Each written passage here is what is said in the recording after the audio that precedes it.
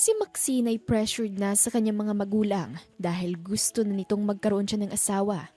Ang sabi pa ay dapat ay may maipakilala na si Maxine bago siya mag-31st birthday. Hanggang sa may nakilala siyang lalaki, isang pulubi na ang pangalan ay Ben. Dahil desperada na ay kinontrata na niya ito para maging fiancé. Mabuti na lang at agad na pumayag si Ben. Pero ano kayang gagawin ni Maxine kapag nalaman niyang si Ben ay isa ring CEO ng isang kumpanya at nagpapanggap lang na maging pulubi para takasan din ng pressure ng kanyang pamilya? Tutuhanin na kaya nila ang pagpapanggap o tuluyan na nilang puputulin ang kanilang koneksyon dahil sa pagsisinungaling ni Ben kay Maxine? Anak, kailan ka ba mag-aasawa? Aba, lahat na yata ng kaibigan mo ay kasal na. Ikaw na lang ang hindi. Ayaw mo bang ipakilala sa amin kung sinong mahal mo? We won't judge him naman. Baka naman ayaw mong sabihin dahil babae rin ang gusto mo. Si Maxine kasi ay busy talaga sa pagiging CEO niya kaya wala na siyang oras para sa love life. Ilang beses na siyang na-pair up kung kani-kanino pero wala talagang nag-workout kahit isa sa kanila. Maganda, fresh at parang model ang kanyang galawan pero kumpanya talaga ang inuuna niya. Kulang na nga lang ay gawin niyang asawa ang trabaho dahil sa sobrang tutok niya rito. Lesbian na ganang tingin niyo sa akin? Hindi ba pwedeng wala lang talaga akong mapakilala sa inyo dahil single ako? I mean, wala namang masama sa pagiging lesbian pero yun talagang conclusion niyo sa akin? Really? Pamilya ko ba talaga kayo, ha? Don't you ever talk to us like that? Ang gusto lang naman namin, bago kami mawala, handa ka ng hawakan ng kumpanya natin. Tsaka, sa edad mo, dapat ay may maanak ka na para matuturuan na rin siya kung paano maging isang falcon. Talagang gusto mo pang ma-pressure lalo, anak. Sige, gusto ko, bago ka mag-31st birthday, may fiancé ka nang maiharap sa amin ng mama mo. Kapag wala pa, asamong tatanggalin ka namin sa kumpanya agad-agad. Kahit pa magaling ka magbalakad sa mga tao natin, wala ang lahat ng yun kung hindi ka ikakasal. Inis na inis ang mukha ni Maxine dahil sa kanyang mga narinig. Gusto na niyang umiyak pero she has to act strong sa harap ng kanyang pamilya. Tumayo na lang siya at naglakad palayo dahil alam niyang kung sasagot pa siya ay baka lalong humaba pa ang away nila. My gosh! Maxine! Talagang tinuloy mo ng pambabastos sa amin ni hindi mo lang tinapos ang pagkain mo. Hindi ka ba grateful sa blessings? Agad na pinigilan ni Don Ernesto ang kanyang asawa. May yabang pa rin ang tono nito. Hayaan mo lang si Maxine. Matatauhan din siya kapag nawala na sa kanya ang lahat. Babalik at babalik sa atin ang anak natin. Baka nga lumuhod pa yan. Paano kung hindi, Ernesto? Paano ng pangarap natin para kay Maxine? Pwede ba namang pabayaan ko ang future ng kumpanya? Siyempre gagawa ko ng paraan para mag-asawa siya. Wala na akong pakialam kung hindi niya mahal yung lalaki. Natututuan naman ang pagmamahal na yan. Makaraan ng ilang araw, nagpatawag ng meeting si Don Ernesto. Kunwari ay board members ang dadalo doon, pero ang totoo ay suitors applicants lang naman yun ni Maxine inimbita ni Don Ernesto. Trina, sigurado ko bang board meeting lang to? Bakit wala sa schedule ko? Alam mo namang strict ako pagdating sa ganyan, di ba? Takot at hiya ang namayani sa mukha ni Trina ng mga oras na yun. Nautusan kasi siya ni Don Ernesto na dalhin si Maxine sa boardroom. Pasensya na po, Miss Maxine. Napag-utusan lang naman po ako. Ayaw ko pong mawalan ng trabaho Peace po tayo, ha? Nanlaki ang mga mata ni Maxine dahil kahit hindi direktang sinabi ni Trina kung anong gagawin niya roon, ay may ideya na agad siya kung tungkol saan ang meeting na ito. Trina naman, takot ka nga mawalan ng trabaho. Pero mawawalan ka naman ng best friend sa ginagawa mong to. Manda ka talaga sa akin. Ilang minuto pa ay dumating na si Don Ernesto kasama ang 3 gwapong lalaki.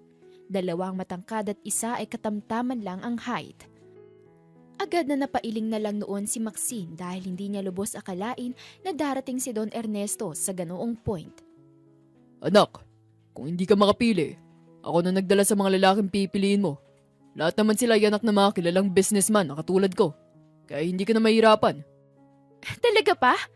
Todo talagang pagbibigay mo ng pressure sa akin?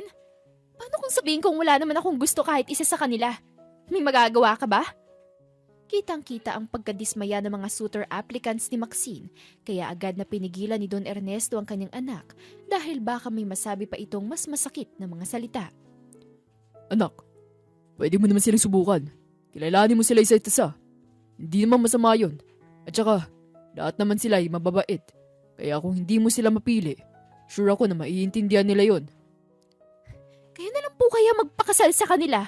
Total kayo naman po ang atat na magkaroon ako ng boyfriend, di ba? Maxine!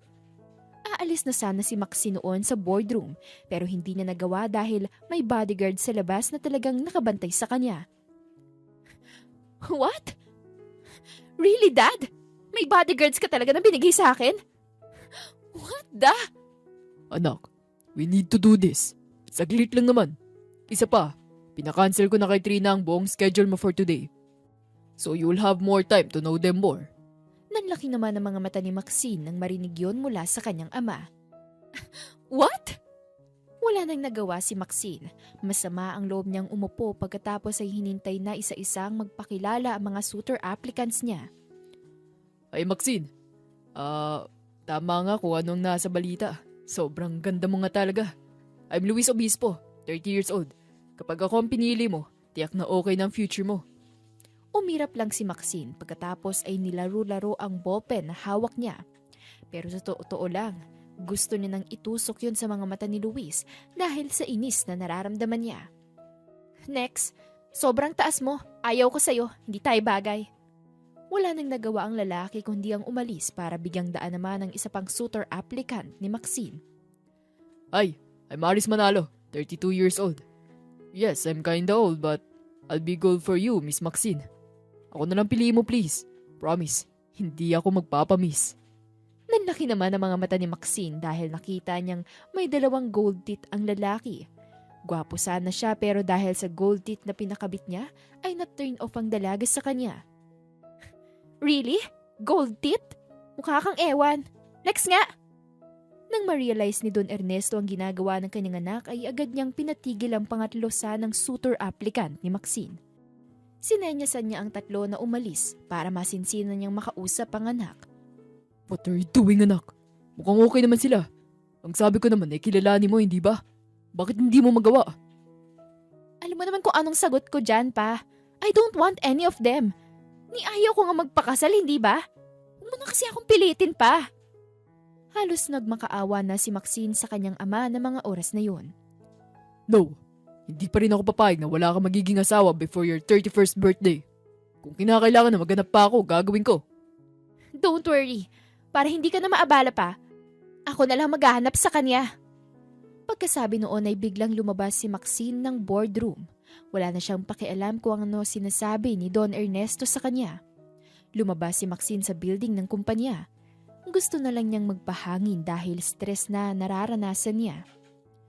Hindi ba talaga sa titigil sa kasal-kasal na sinasabi nila? Hindi ba nila alam na everyone has their own timeline? At alam kong hindi pa para sa akin ang pag-aasawa. Dahil hindi siya tumitingin sa kanyang dinadaanan, may nakabangga tuloy siyang isang pulubi na may dalang aso. Busy yung pulubi at parang kinakausap niya yung aso. Inis na inis si Maxine dahil sa nangyari, kaya kinausap niya ang pulubi. Ano ka ba? Bulag ka siguro, no? Bakit hindi mo nakita na dadaan ako? Tiningnan siya ng lalaki, napakunot ang noo nito. Siya si Ben, 32 years old, isang pulubi na laging may dalang aso. Kung titingnan siyang mabuti ay masasabi mong gwapo naman siya, lalo na kung siya ay papaliguan o bibihisan. May tangkad din itong swak sa height ni Maxine kaya bagay na bagay sila. Ha? Ako pang hindi tumitingin sa daan. Ikaw nga tong kung ano ang nung sinisigaw kanina pa. Parang problemado ko eh. Nanlaki ang mga mata ni Maxine pagkatapos ay natahimik dahil sa kanyang narinig. Oh, so may narinig ka sa mga sinasabi ko? Chismosong pulube! What the? Ay, grabe ka naman sa akin. Chismoso agad. Hindi ba pwedeng narinig ko lang talaga dahil ang lakas ng boses mo? Inirapan ni Maxine si Ben pagkatapos ay nagsalita. Oh please, huwag mo na nga ilapit sa akin yung aso mo dahil ang baho-baho niyan.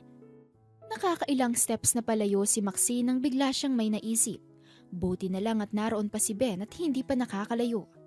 Kahit nababahuan siya roon sa lalaki at aso ay pilit pa rin niyang kinakausap ang mga ito dahil kailangan niyang magtagumpay sa kanyang plano. Nagulat naman si Ben dahil ang buong akala niya ay tapos na siya sa pakikipag-usap sa dalaga. Hey you! Gusto mo ba ng pera? Lalong nagulat at nagtaka si Ben dahil sa sinabi ni Maxine. Napatingin pa nga siya sa paligid.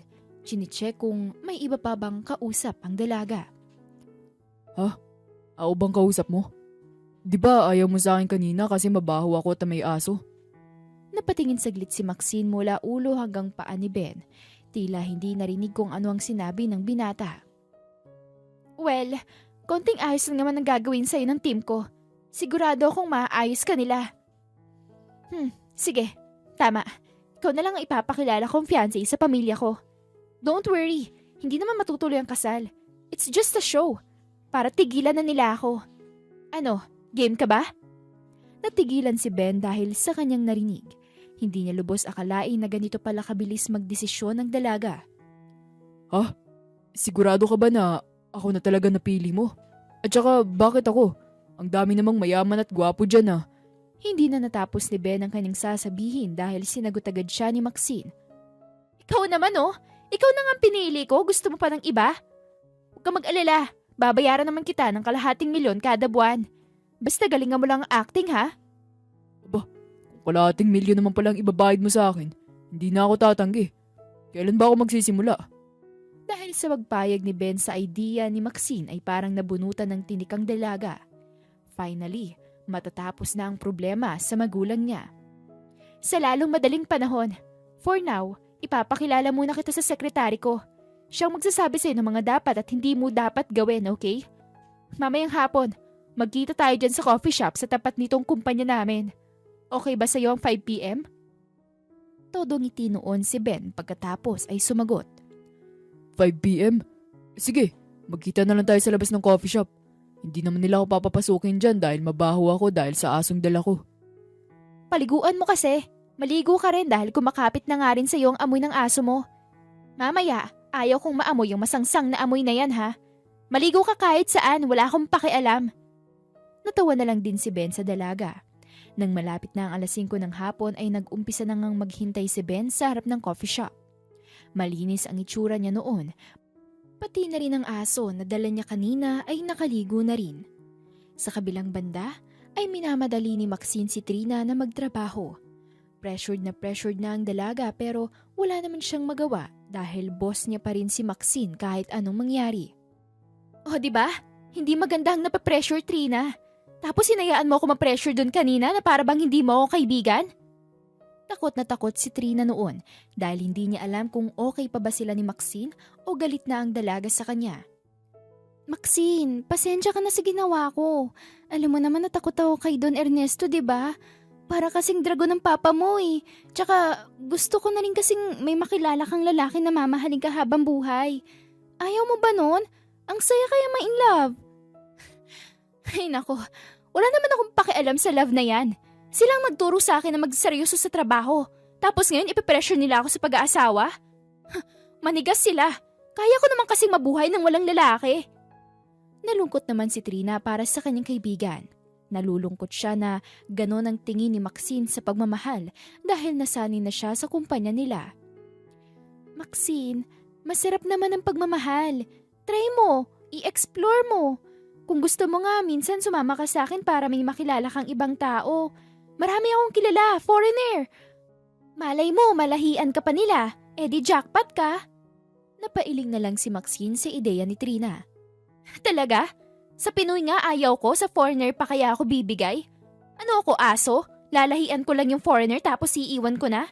Kasi hindi ko naman mahal? Ganun ba?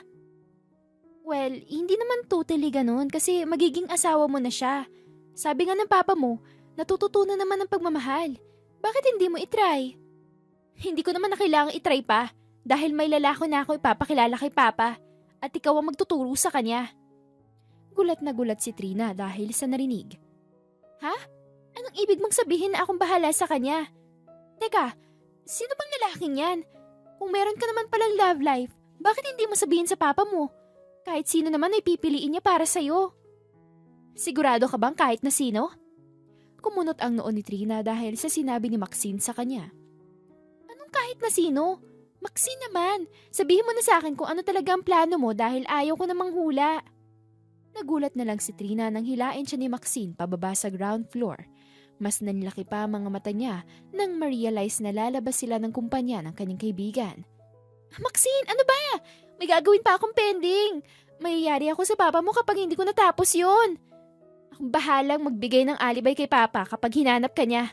Ang importante ngayon, tulungan mo ko. Ilang minuto lang silang naglakad noon para makarating sa Sip That Coffee Cafe. Nakita ng dalawa si Ben na tahimik na naghihintay sa labas ng cafe. Dala pa rin ang aso nito, pero laking gulat ni Maxine nang makitang sobrang ayos naman pala ng binata. Kailangan lang talaga ay maligo siya ng mabuti. Miss, saan ka ba galing? Kanina pa ako naghihintay dito. Paalis na nga ako eh. Buti na lang at naabutan mo pa ako. Pasensya ka na. Ang busy ko kasi sa trabaho. Pero huwag ka mag-alala dahil nandito naman na ako. Kasama ko nga pala yung taong magme-makeover sa'yo. Ano nga bang pangalan mo? Tawagin mo na lang akong Ben. Pagkasabi noon ay pumasok sila sa loob ng coffee shop. Buti na lang din na pet-friendly ang coffee shop na iyon. Pwedeng-pwede na isama ni Ben ang kanyang alagang aso. Nang makaupo sila ay umorder agad ng pagkain si Maxine, habang si Trina ay agad na nilinaw kung anong sitwasyon ni na Ben at Maxine. Hindi pa kasi niya talaga lubos maisip na aabot ang kanyang kaibigan sa punto kung saan mag-hire na ito ng isang taong hindi niya kilala para lang matapos ang problema niya. So, saan mo talaga siya nakilala, Maxine? Yung totoo ha? Ngingiti-ngiti pa noon si Maxine. Hindi alam kung tama bang sagutin niya ang tanong ni Trina. Hindi niya kasi alam kung ano magiging reaksyon nito kapag nalaman niya ang totoo. Trina, ano kasi... Hindi pa rin masabi ni Maxine ang totoo. Natatawa siya sa kanyang plano. Saan nga? Maxine naman eh, hindi tayo naglolokohan dito ah. Alam mong kailangan kong malaman ng tungkol dyan para alam ko rin ang sasabihin sa papa mo kapag nagtanong sa akin yun. Miss Maxine, bakit hindi mo masabi sa kanya na sa kalsada mo lang ako nakita? Tsaka, sabihin mo na rin na pulubi talaga ako. Halos mahimatay noon si Trina dahil sa kanyang narinig. Si Maxine, nag-hire ng isang pulubi para magkunwaring fiancé nito? Anong sinasabi mo? Totoo ba yun, Maxine? Umabot ka na sa puntong nagbayad ka ng tao? Pulubi pa? Para lang hindi magalit sa yung papa mo? Maxine, alam mo ba kung gaano kalaking issue ang binuksa mo dahil lang sa ginawa mong to? Hindi alam ni Maxine kung matatawa siya o mahihiya sa kanyang kaibigan. Sa kabilang banda ay medyo nainis naman si Ben dahil masyadong binaba ni Trina ang kanyang pagkatao. Yan ang dahilan kung bakit ayaw kong sabihin sa iyong totoo. Trina, alam kong ayaw mo sa plano kong to pero can you just help me? I'm asking you as a friend, hindi bilang boss mo. Maxine, sobrang hirap naman ang pinapagawa mo sa akin. Really? Gagawin mo to? Dahil parang ayaw naman ni Trina ay tumayo na lang si Ben noon at akmang aalis na. Pinigilan lang siya ni Maxine. Ben, please. Huwag ka naman sanang umalis oh. Alam ko naman na may nasabing masama sa itong kaibigan ko. Pero sana mapatawad mo siya. Nagulat lang din talaga siya sa'yo. Naiintindihan mo naman siguro yun, hindi ba? Naging seryoso ang mukha ni Ben saka nagsalita. Naiintindihan ko ang alin na magkaiba tayo ng buhay. Kaya nagulat yung kaibigan mo. Alam mo, Miss Maxine, kung ako sa'yo, iba na lang ang kunin mo. Yung taong kaparehas mo ng buhay. Para hindi naman ako namamaliit ng ganito, di ba? Dahil sa naging reaksyon ni Ben ay wala nang nagawa si Trina. Alam niya noon na kailangan na talaga niyang tulungan si Maxine dahil baka mawala pa si Ben sa kanila. Okay, Sir Ben. I'm sorry sa naging reaksyon ko, ha? Pero please, tulungan na natin tong kaibigan ko. Willing naman akong turuan ka basta makikinig ka ha. Ilang minuto pang pinilit ng dalawa si Ben. Sa huli ay pumayag na ito sa gusto nila. Thank you talaga Ben. Hindi mo alam kung gaano kalaking impact nitong pagpayag mo sa akin. Oh gosh, you're saving my life. You're saving me. Pasalamat ka na lang talaga dahil kailangan ko ng pera. Kung hindi, umalis na talaga ako rito. Pagkaupo ni Ben ay sinabi sa kanya ng mga kailangan at hindi dapat gawin kapag nasa harap na siya ng mga falcon. Para sa training mo, bibigyan kita ng personal assistant mo. Siyang bahala sa damit na susuotin mo, kung ano magiging schedule niyo ni Maxine at kung ano-ano pa. Isa pa, bibigyan din kita ng teacher para sa speech class mo. Kailangan mo matuto ng English dahil baka yun ay mahalata sa iyo ng mga magulang ni Maxine. Sa sobrang daming gagawin ay hindi na mapakali si Ben. Nagulat siya sa mga sinabi ni Trina. Hindi niya tuloy maiwasan na hindi magtanong. Ibig sabihin ba, Miss Trina, para ako magiging artista dahil magiging busy na ako? Natawa naman ang dalawang dalaga sa narinig. Parang gano'n na nga. Kasi sasamahan mo si Maxine kahit saan siya magpunta. Lagi mong tatandaan, kailangan na sweet ka sa kanya. Kasi kapag napansin ni na Don Ernesto at Doña Sonia na may kakaiba sa inyo, mag-iisip na yon. Baka pa imbestigahan ka pa. Ayaw mo naman siguro nun, hindi ba? Don't worry. Pupunta naman tayo sa magtuturo sa atin kung paano ang tamang pagkasweet sa isa't isa. Siyempre ayaw ko namang magmukha tayong OA sa harap ng mga magulang ko. Kaya I contacted experts na din. Habang nakikinig kay Maxine ay napahawak si Ben sa alaga niyang aso. Naalala niya, hindi nga pala niya pwedeng basta nalang iwan ito dahil baka kung saan na mapunta ang aso. Di niyo naman siguro ako ilalayo sa aso ko, no? Baka kasi hanapin niya ako kung hindi ko siya isasama. At saka, ayaw ko naman din talaga siyang iwan. Lumungkot ang itsura ni Trina. Indikasyon na hindi nga pwedeng isama ni Ben ang kanyang alagang aso sa mansyon ng mga falcon. Nako, I'm sorry to say pero hindi pwede ang aso sa bahay ni na Mr. and Mrs. Falcon. Allergy kasi silang pareho dyan. Kung gusto mo, maghahanap na lang kami at magbibigay ng mag-aalaga sa kanya habang kasama mo si Maxine sa kung saan. Nagsalita din si Maxine para lalong maging malinaw ang plano. Don't worry, kasi magiging okay naman ang aso mo sa apartment na ibibigay ko sa'yo habang nagtatrabaho ka pa sa akin. Nanlaki ang mga mata ni Ben dahil sa narinig. Nilinaw niya agad kay Maxine kung ano ang pagkakarinig niya. Ano ka mo? May ibibigay kang apartment bukod pa sa bagay na ibibigay mo? Aba, hindi ba't parang sobra naman yun? Okay naman ako eh. Yung bayad na lang ibibigay mo sa akin ang ipapambili ko ng titirahan. Ngumiti si Maxine pagkatapos ay nagsalita. Ano ka ba? Hindi rin naman kasi biro ang pinapagawa ko sa'yo kaya gagastos talaga ako ng bongga. Alam mo, hindi nga lang yan ang ibibigay ko eh. Pati groceries mo na rin ay sa akin manggagaling. Okay ba yun sa'yo? Nanlaki naman ang mga mata ni Ben dahil sa narinig. Ha? Pati groceries ko? Naku, wag na. Ayos na sa akin ang pagkain sa kalye. Nahinto ang pagsasalita ni Ben dahil sumagot si Maxine sa kanya. Ben, simula ngayon hindi ka nakakain ng kahit anong basura. Pasensya ka na ha, pero talagang mababago ang buhay mo sa isang iglap dahil sa akin. Tumango-tango na lang si Ben noon. Alam naman kasi niya na wala siyang magagawa tungkol doon. At nagsimula na nga agad ang pamimili ni na Maxine at Trina sa mga gagamitin ni Ben. Kung ano-ano pa ang binili nila sa mall. Seryoso ang mukha ni Trina kaya tinanong siya ni Maxine. Oy, anong meron? Bakit parang problemado ka naman yata? Hindi ba dapat maging masaya ka pa nga dahil nakahanap na ako ng solusyon sa problema ko? Napailing na lang si Trina bago tuluyang sumagot. Wala lang. May kakaibang feeling kasi talaga ako sa lalaking yan eh. Alam mo yun, parang hindi siya nagsasabi ng totoo. Ay nako, ewan ko ba? Sigurado ka na ba talaga na gagawin mo ito? Wala na tong atrasan.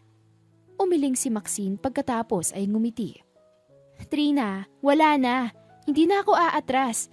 At saka, kaya siguro ganyan ang nafe-feel mo sa kanya dahil hindi mo siya kilala. Tapos pulubi pa siya, di ba? Normal na yan talagang mararamdaman mo. Pero ikaw ba?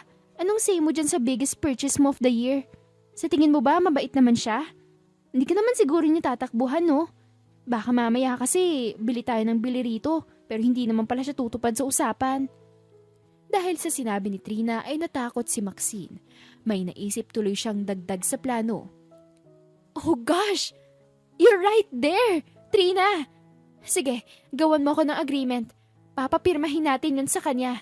At kapag hindi siya sumunod o may nilabag siya, ay kakasuhan ko siya. Mabilis namang nagawa yun ni Trina dahil gusto niya rin na makasigurado sa papasukin na landas ni Maxine.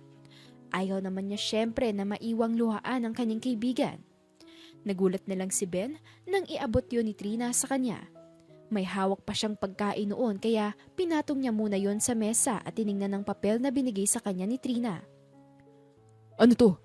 Ikakasal na ba kami ni Miss Maxine? Kung oo, wow naman. Ang bilis ah. Hindi pa ako nagpo-propose, mag-aasawa na agad kami. Noong mga oras na yun ay seryoso ang tingin ni Trina kay Ben. Hindi yan papel para sa kasal nyo. Basahin mo kaya para malaman mo. Tiningnan ni Ben kung anong nakasulat doon, pero napansin ni Trina na nahihirapan siya. Ano? Nahihirapan ka bang magbasa? Parang ang tagal mo nang tinititigan ng papel na yan ah. Tumango si Ben. Miss Trina, nahihirapan akong intindihin eh. English kasi. Wala ka bang Tagalog dyan? O di kaya sabihin mo na lang sa akin kung anong nilalaman nito para matapos natin hindi ako mahilo. O sige. Ako na magta-translate para sa'yo. Pero bago yan, pirmahan mo muna yung papel. Nanlaki ang mga mata ni Ben pagkatapos ay umatras. Ayoko nga pirmahan yan. Baka mamaya nakalagay pala sa papel na yan, napapatay niyo ako. Tapos pumayag ako. Hindi naman yata pwede yun. Mahal ko pa ang buhay ko, no? At sa tingin mo gagawin talaga namin yun sa'yo?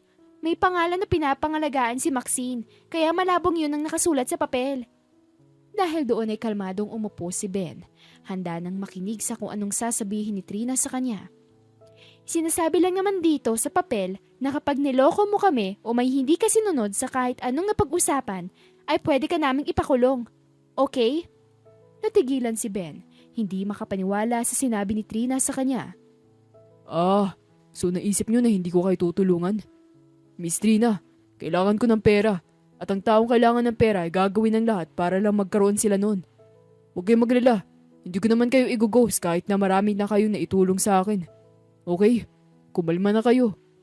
Pagkatapos sabihin yun ay pinirmahan na niya ang kontrata. Ayaw man niyang gawin yun pero alam niyang kailangan. Makaraan ng ilang araw ay nag-umpisa na nga sa pag-iensayo si Ben. Inayos ng hairstylist ang kanyang buhok. May nag-aayos din ng wardrobe niya at may personal assistant din siya dahil hindi na siya kaya pang tulungan ni Trina. Sir, mamaya po isasamahan niyo sa isang shoot si Miss Maxine. Don't worry po, hindi naman po niya kayo kasama sa photoshoot talaga. Kailangan lang po na makita kayo magkasama dahil doon na po mag-uumpisa ang mga taong magtanong kung sino po kayo. Okay po ba? Sige. Pero sana sa susunod, kasama na ako sa mga photoshoot niya. Gusto ko rin kasi talagang maging model balang araw eh. Malay mo naman matupad na din dahil dito kay Maxine. Natawa naman si Sam dahil sa sinabi ni Ben. Nako, for sure po yan. Kapag nakita na kayo ng mga tao, lagi na po nila kayong pipicturan. O di kaya naman ay hahanapin kayo sa social media. Kumunot ang noo ni Ben. Hindi na iwasang hindi magtanong. Social media? Ano yun? Natawa si Sam sa pag-aakalang nagjo-joke lang si Ben. Si Sir Ben naman niloloko ko. Hindi naman po kayo sinaunang tao para hindi malaman kung anong social media, hindi po ba? Sasagot pa sana si Ben pero naalala niyang hindi nga pala alam ni Sam na hindi totoo ang relasyon nila ni Maxine kaya hinayaan na lang niya ito. Nag-umpisa na nga ang pag-aaral ni Ben ng English at kung ano-ano pang kailangan niyang matutunan sa pakikipagrelasyon niya kay Maxine. Hirap na hirap siya noong una pero hindi nagtagal ay nakuha na rin niya ang tamang timpla. Ilang linggo na rin kasi silang magkasama ni Maxine. Hindi na rin maitatanggi na sa mga linggo na yon ay naging malapit sila sa isa't isa. Kung titingnan ay parang hindi na for show lang ang turingan nila sa isa't isa. O di ba? Ang galing ko.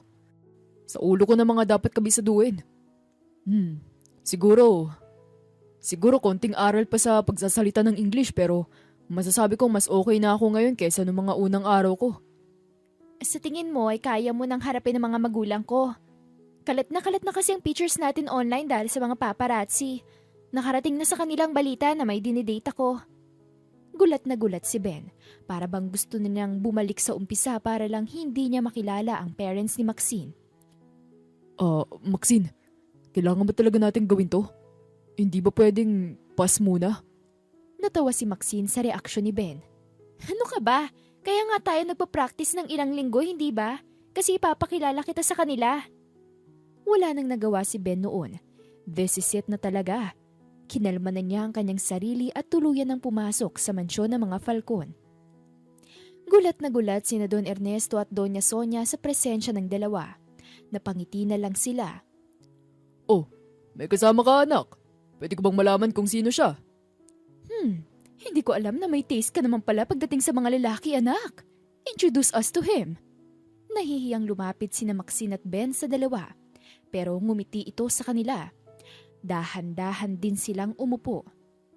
Pa, ma, si Ben po, my boyfriend. Actually, my fiancé. Look, we're getting married oh.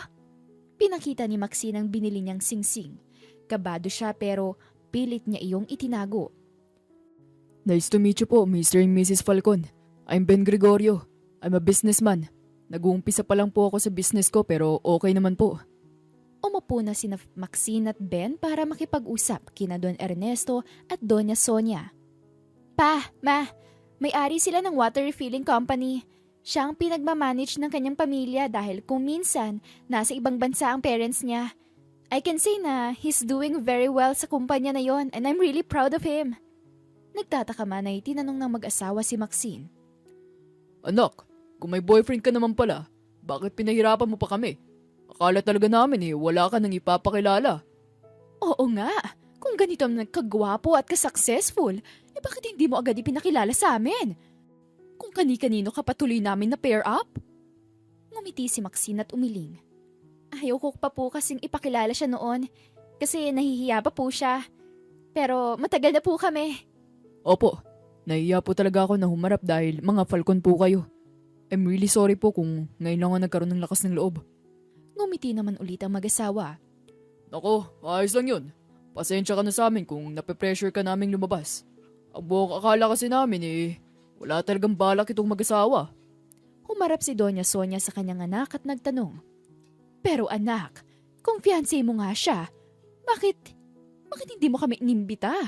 Sayang naman, hindi ko tuloy kayo nakita. Meron ba kayo kahit na proposal video man lang? Para man lang mapanood namin. Kinabahan si Maxine sa tanong ng kanyang ina, pero agad niya itong nagawa ng paraan. Hindi nga lang niya alam kung makakalusot sila.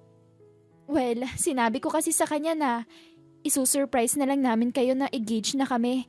Kaya ngayon niyo lang po nalaman yung tungkol sa engagement namin.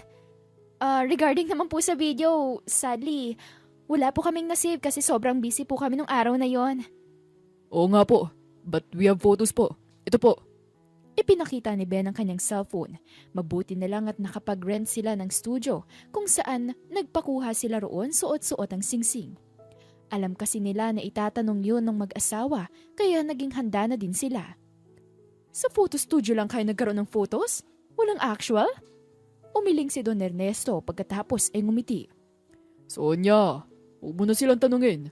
Ang importante ngayon ay nalaman nating engaged na ang anak natin. Hindi ka ba masaya para sa kanya? Ito na ang gusto mong mangyari para kay Maxine, hindi ba? Gusto ko naman. Kaya lang, syempre gusto ko makita yung actual photos para kunwari naroon din ako. Isa pa, hindi naman natin alam kung maganda ang design ng venue. Syempre, gusto ko lang ang best para sa anak ko. Dahil doon ay may naisip na ideya si Doña Sonia. Isang bagay na pabor sa kanya. Gulat na gulat naman sina Ben at Maxine nang marinig yun. Po, magkakaroon kami ng couple photoshoot? Ma, siguro mas okay na wag na po. Nagawa naman na po namin yan. Hindi pa rin ba sapat yung pinakita ni Ben kanina? Oo nga po. Naiiya pa rin po talaga akong lumabas sa public kasama ang anak ninyo. Siyempre po, ang dami pong matang nakatingin sa amin. Nagkatingin na naman sina Don Ernesto at Doña Sonia sa isa't isa. Mr. Gregorio, ayaw mo bang ipakilala ka namin sa public? It's practically the same. Kasi kapag naging mag-asawa na kayo ng anak namin, ganun din naman ang mangyayari sa'yo. Napailing si Don Ernesto, pero sinuportahan na lang din niya ang kanyang asawa dahil wala na din naman siyang magagawa rito. Well, tama naman si Sonia.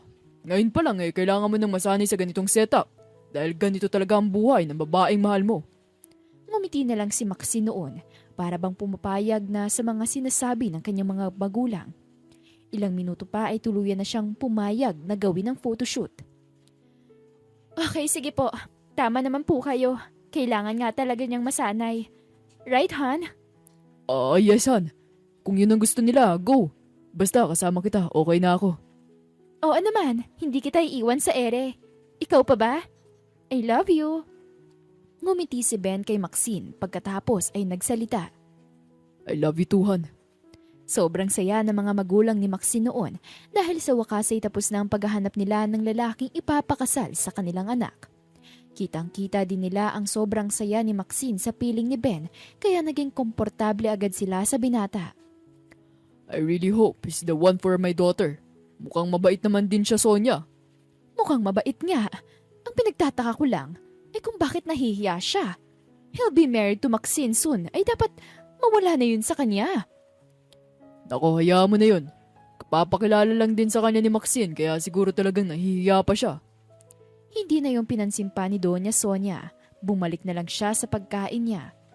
Pagkatapos ng lunch kasama ang mga Falcon, ay niyaya naman ni Maxine si Ben para ipakilala sa kanyang yaya. Si Yaya Lolit. Hiyang-hiyaman si Ben ay wala siyang magawa. Sigurado ka bang mabait naman siya? Ano kasi, nahihiya pa ako. Ben, walang mangyayari sa'yo kapag pinairal mo ang hiya mo.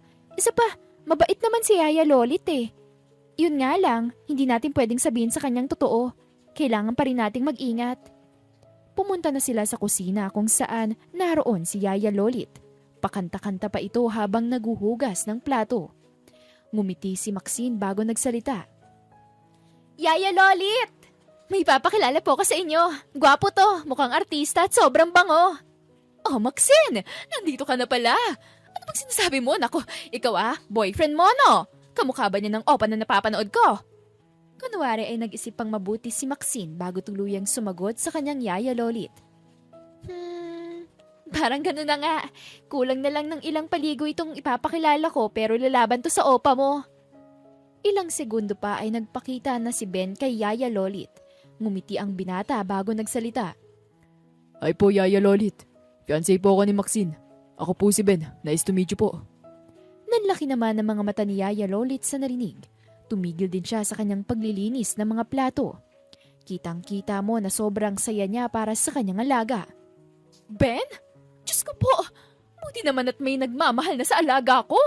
Sa wakas, hindi ka naguguloy ng mama at papa mo. Natawa naman sina Ben at Maxine dahil sa sinabi ni Yaya Lolit. Alam na alam nito ang pinagdadaanan ng kanyang alaga.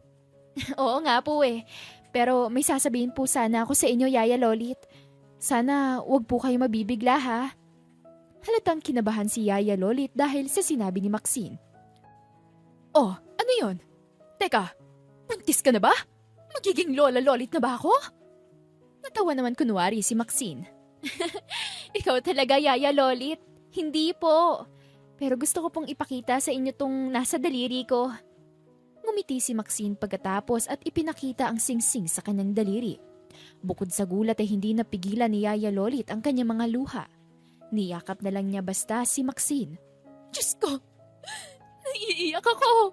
Dati naman ay sobrang liit mo lang. Umiiyak ka pa sa akin noon. Tapos ngayon ikakasal ka na? Sobrang saya ko naman para sa'yo! Thank you po, Yaya Lolit. Huwag ka mag-alala. Kahit na may asawa na ako, alaga mo pa rin ako Oo naman. Kapag sinaktan ka ng lalaking yan, lagot talaga siya sa akin. Walang dapat naman nakit sa'yo, no? Ngumiti naman si Ben na para bang kinakabahan. Nako, sa sitwasyon po namin ngayon, baka siya pa po ang manakit sa akin, Yaya Lolit. Sobrang kulit po kasi ng alaga ninyo eh. Kinurot naman ni Maxine sa tagiliran si Ben ng palihim. Wala naman kasi yon sa usapan nila, sadyang makulit lang talaga ang binata. Pagkaraan ng ilang araw ay nakilala na nga ng lahat si Ben. Sa sobrang gwapo niya ay power couple na ang tawag sa kanila ng karamihan. Mas naging close din sila ni Maxine sa bawat araw na lumilipas at kahit papaano ay nagiging magkaibigan na rin sila.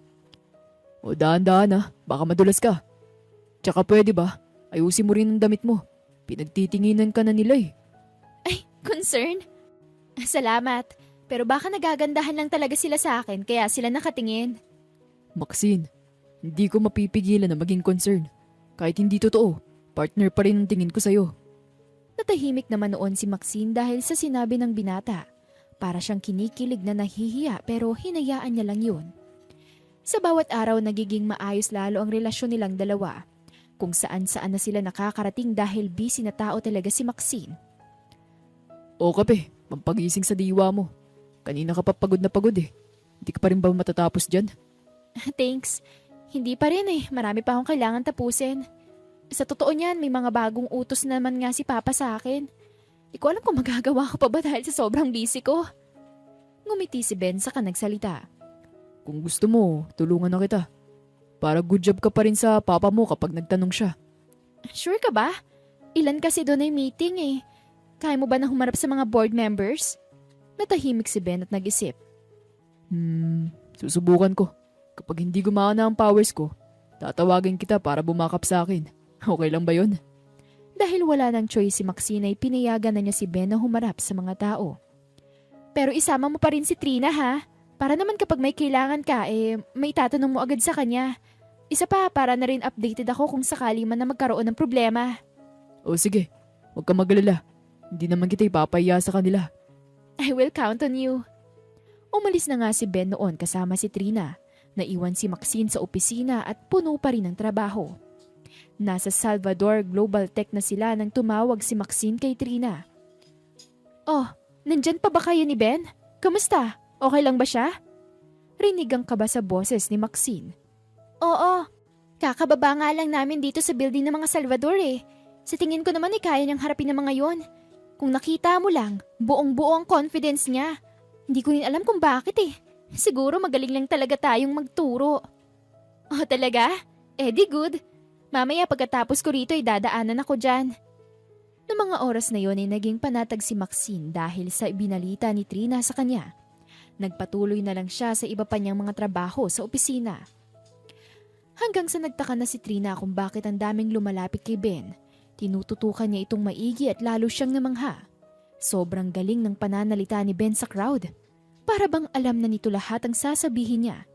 Na proud naman si Trina sa kanyang sarili dahil alam niya na siya ang nagturo kay Ben ng lahat ng yun. Oh, ang galing-galing mo ron kanina ha. Wala naman akong sinabi masyado sa'yo pero kabisado mo na agad ang lahat. Congratulations! Baka lalong tumaas ang sweldo mo niyan kay Maxine. Nahihiya na si Ben noon kay Trina. Para bang gusto niyang sabihin ng totoo pero wala pa siyang lakas ng loob para sabihin yun. Oo naman. Tayo nagturo sa akin ni Maxine ito, di ba? Oo nga. Sige na, umalis na tayo rito. Baka may kailangan ka pang...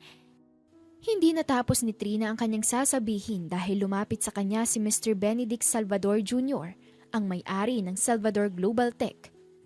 Anak, buti na lang at nandito ka. It's nice to see you again. Anong sadya mo rito? Dad, may inayos lang po ako para sa mga Falcon. May meeting po kasi sila rito pero hindi makakarating ang CEO nila. Si Maxine po. Ngumiti si Benedict sa kanyang anak pagkatapos ay nagsalita. Anak, nandito ka rin naman lang. Ipapakilala na kita sa mga board members ng kumpanya natin. Matagal ka na kasi nilang hindi nakikita. Come on. Kahit ayaw ni Benedict ay wala siyang magawa dahil utos na yun ng kanyang ama. Nanlaki naman ang mga mata ni Trina dahil sa gulat.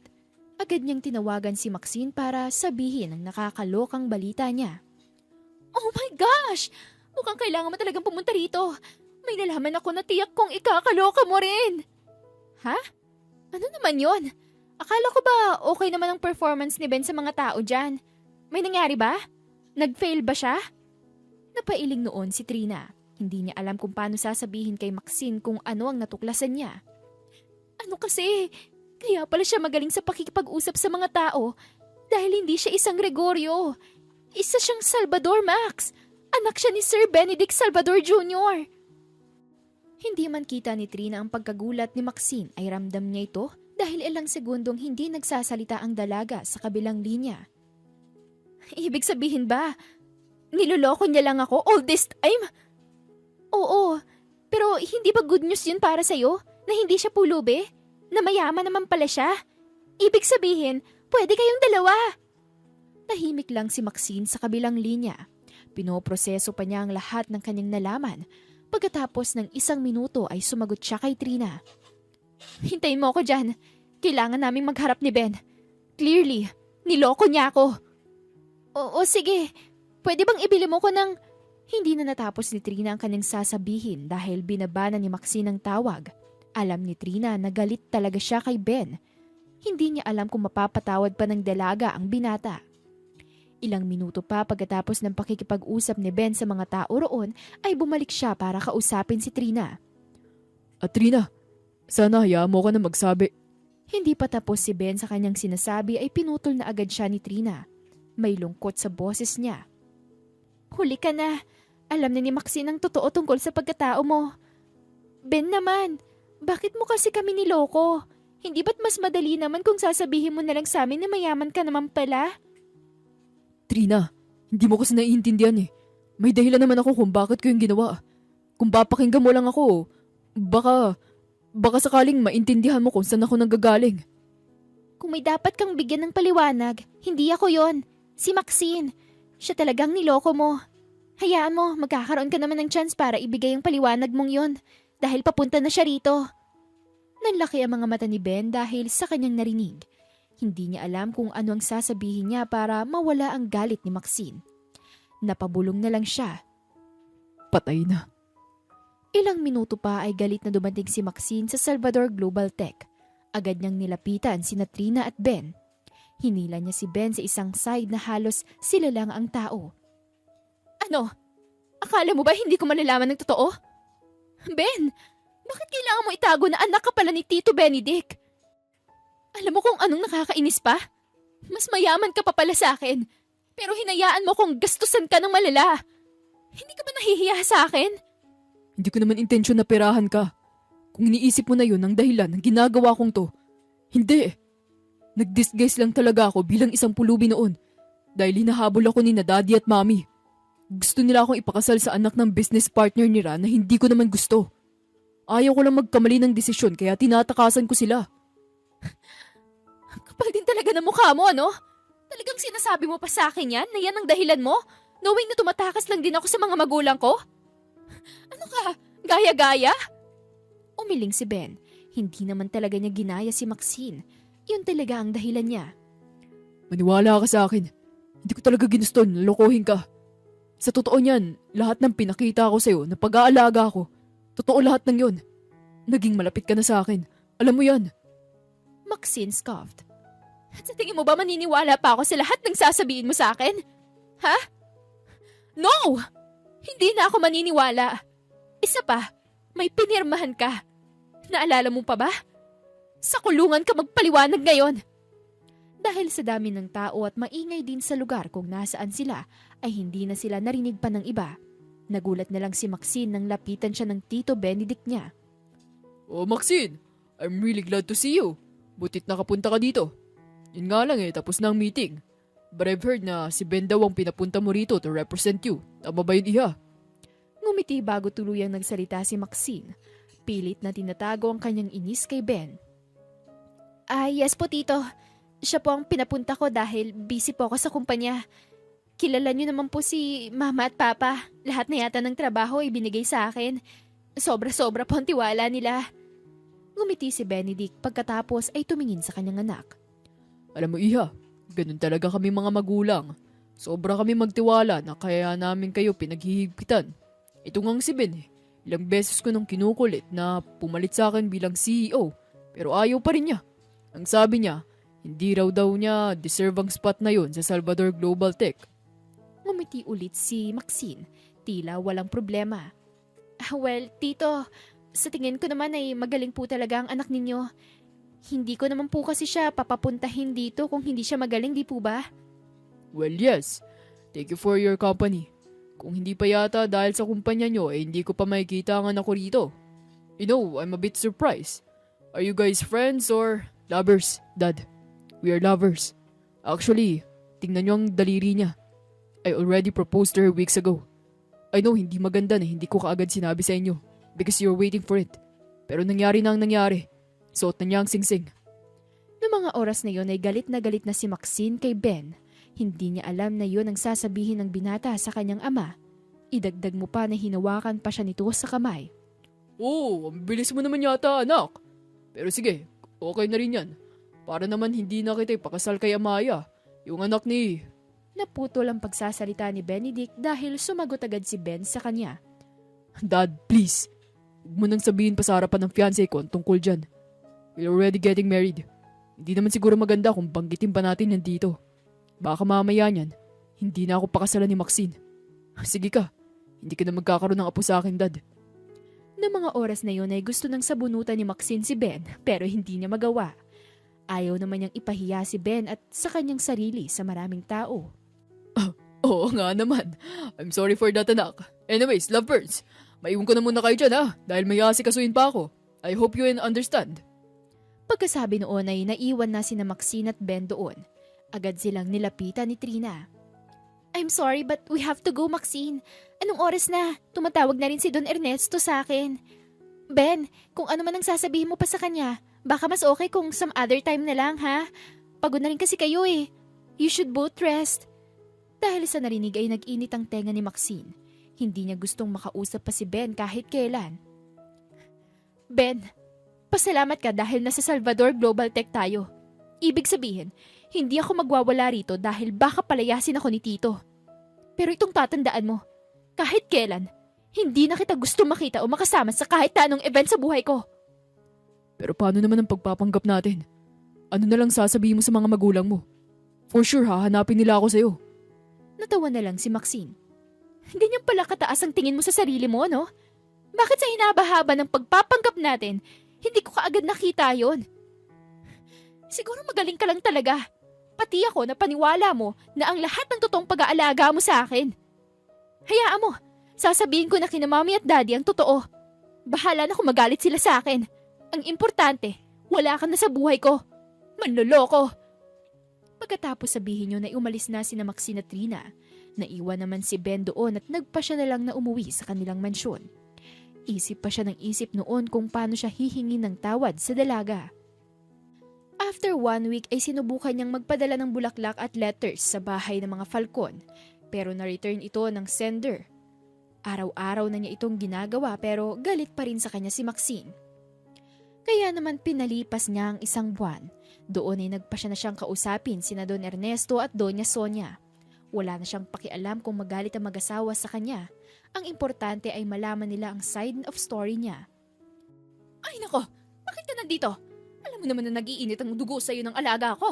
Kung ako sa'yo, umalis ka na bago ka pa makita ng dragon. Yaya Lolit, alam ko naman po ang kasalanan ko. Kaya nga po ako nandito para harapin yun. Hindi na po ako natatakot dahil alam ko naman talaga na nagkamali ako. Sige na po, papasukin niyo na po ako dahil gusto ko po makausap sina Don Ernesto at Doña Sonia. Nagulat si Yaya Lolit sa kanyang narinig. Imbis na si Maxine ang kausapin niya ay mas pinili niyang kausapin ang mga magulang nito. Hindi alam ni Yaya Lolit pero nakaramdam siya ng kaunting excitement dahil doon. Kitang-kita kasi niya na seryoso ang binata kay Maxine. Hinayaan na ni Yaya Lolit si Ben. Pinaupo niya ito sa living room at tinawag ang mag-asawa. Ilang minuto lang ay lumabas na rin naman ang dalawa. O Ben, anong ginagawa mo rito? Anong kailangan mo? Nandito po ako para linawin ang lahat ng kasalanan ko sa pamilya ninyo. Lalo na po kay Maxine. Handa na po akong harapin ang lahat ng yun. Huwag ka na mag-alala. Alam naman namin ang totoo dahil sinabi ni Maxine ang lahat. Sa katunayan niya na hindi naman talaga kami galit sa'yo. After all, you are Salvador. Alam mo ba na kung hindi dahil sa Daddy Benedict mo, wala na ang kumpanya namin. Hindi sana CEO si Maxine ngayon. Kaya salamat sa pamilya mo. Nagulat si Ben noon. Ang alam lang niya kasi ay business partners ang kanilang pamilya at some way pero hindi sa ganoong extent. Pero tita, mali pa rin po ang ginawa ko. Nagsinungaling pa rin po ako sa kanya kaya sorry po. Kami ang dapat mag-sorry sa'yo. Nadamay ka pa sa plano ng anak ko. Tinulungan mo lang naman siyang magpanggap, hindi ba? Pero sa plano niyang yon, hindi ka kasali. Kung hindi naman siya pinilit na magpakasal sa kahit na sino, hindi niya maiisip yon. Kaya we are at fault din sa nangyari. Magsasalita pa sana si Ben, pero biglang bumaba si Maxine at inaway na naman siya. Talagang ang kapal na mukha mo, ano? Ikaw pa talagang may lakas na loob na pumunta rito? Na para bang hindi mo ako niloko kahit kailan? Hey anak! May respeto siyang pumunta rito kaya dapat ay ibalik din natin ang respetong yun sa kanya. Don't be like that. Kung wala ka naman kasing plano noon, sa tingin mo ay magkakaroon kayo ng problema ngayon. Natahimik at napayuko na lang si Maxine nang ma-realize niyang tama naman ang sinabi ng kanyang mama. Ay, ang mga bata talaga ngayon. Mag-usap nga muna kayo. Kapag okay na ang lahat, saka nyo na lang kami kausapin, ha? Pagkatapos noon ay niyaya na ni Don Ernesto ang kanyang asawa na pumanik na sa taas para naman magkaroon ng konting privacy ang dalawa sa away nilang yun. Pumunta ang dalawa sa garden para may malanghap naman silang sariwang hangin, lalo na kung umiinit na ang tensyon sa kanilang dalawa. Sa unang 5 minuto ay tahimik pa ang dalawa pero binasag din ni Ben ang katahimikan na yon dahil alam niyang hindi matatapos ang problema kung wala ni isa magsasalita sa kanila. Gusto kong malaman mo na hindi ko sinasadya na makita ka nung araw na yun. Wala sa plano ko na maging fiancé mo ng biglaan. Pero aaminin ko na noon pa, kilala na kita. Hindi mo ba naalala? Schoolmate mo ko at may hidden crush na ako sa'yo noon pa. Pero bakit nga ba pinagpatuloy mo pa rin ang pagpapaniwala sa akin na isa kang pulube? Kung gusto mo kasi ako, dapat sinabi mo na lang na nagkukunwari ka lang nung araw na yon at hindi mo na pinatagal pa. Sa ginawa mo kasi para ako naging tanga. Alam ko naman, mali ako ron. Pero kasi ayaw ko mabuhay sa pera ng mga Salvador. Ayaw kong ipakita na isa kong Salvador sa lahat. Kahit gaano pa nila sabihin sa akin na I'm perfect for the role of CEO, hindi ko pa rin yung tinatanggap. Noong mga oras na yun ay unti-unti nang naniniwala si Maxine sa paliwanag ni Ben. Pero bakit mo ako tinulungan nung punong-puno ako ng trabaho? Kung ayaw mo pala na maging isa kang Salvador. Hindi pa ba obvious, Max? Ginawa ko yun para sa'yo. Dahil gusto kita. Actually, hindi lang basta gusto eh. Mahal na kita. Kaya kahit ayokong humarap sa pamilya ko, ginawa ko. Nakikita ko na kasi na nahihirapan ka na. Siyempre ayaw ko nun. Kaya ako nagawa yun. Nang marinig yun ay bigla na lamang nanlambot si Maxine. Hindi niya alam kung mahihiya siya o kikiligin dahil sa pag-amin ni Ben sa kanya. Totoo naman, sa ilang pagkakataon na magkasama sila ay talagang pinaparamdam ng binata na mahal niya si Maxine. Kung tutuusin ay para na rin talaga siyang boyfriend noon dahil hindi niya pinapabayaan ng dalaga.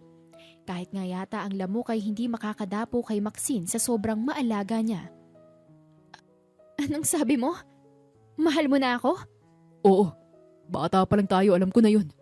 Kaya nga rin tinakasan ko si daddy. Nung sabihin niya na ipapakasal niya ako sa isang babaeng hindi ko naman gusto. Kasi umaasa ako na tayo magkakaroon ng tiyan sa dulo. Kaya nandito ako ngayon. Unti-unting lumuhod si Ben sa harapan ni Maxine. Nanlaki ang mga mata niya sa gulat nang gawin yun ng binata. Ha? Teka! Anong ginagawa mo dyan? Huwag mo sabihin na... Naputol ang pagsasalita ng dalaga dahil sinagot na agad yon ni Ben. Oo, lumuluhod ako ngayon sa harapan mo. Dahil gusto kong ayusin natin ang ating mga pagkakamali. Gusto kong mag-propose sa'yo ng tama. Hindi yung minamadali at hindi yung peke. Mahal mo rin naman ako, hindi ba? Nagbalik sa alaala ni Maxine ang lahat ng pinagsamahan nilang dalawa. Sa totoo niya ay miss na miss niya na yun dahil nasanay na rin siya sa presensya ni Ben. Talagang tinitiis niya lang ang lahat ng yun dahil sa akala niya ay wala na ang second chance para sa kanila. Noong mga oras na yun ay lumuha na ng tuluyan si Maxine at umamin sa totoong nararamdaman niya para kay Ben. Akala ko nung una, wala kang magiging epekto sa akin. Pero nung nawala ka, parang may kulang na. Minsan nga parang robot na lang ako nanagana dahil hindi na ako masaya. Hindi ko alam na ikaw pala ang kulang na yun, Ben. Sorry kung naging matigas muna ako bago ko inamin sa sarili ko na mahal din pala kita. Dahil sa sagot ni Maxine na yun ay napagdesisyonan na ni Ben na tanungin ng dalaga ng isang napakahalagang tanong. Maxine Falcon, soon to be Salvador, will you marry me? Hinalikan ni Maxine si Ben sa labi bago tuluyang sumagot. Of course! It's a yes, Mr. Benedict Salvador III. I love you. I love you too. Pagkatapos ng proposal ay naghiyawan na ang mga tao sa paligid. Kanina pa pala sila kilig na kilig sa kanilang natutunghayan. Nakabantay lang sila sa kanilang mga bintana at tahimik na nanonood. Maging mapagkumbaba, huwag manghusga at matutong igalang ang bawat tao anuman ang kanilang panlabas na kalagayan. Huwag din gumamit ng tao para lang makawala sa ayaw nating sitwasyon dahil sa paggawa nun ay mas lalo pa nating pinapalala ang problema. Huwag din sana tayong magsinungaling dahil hindi naman natin alam kung gaano ito kasakit sa taong pinagsisinungalingan natin. At dito na po nagtatapos ang kwento natin para sa araw na ito. Muli, Ako po si Miss Demi. Maraming salamat po sa inyong patuloy na pakikinig at pagsuporta sa Siren Radio. Hanggang sa muli, paalam!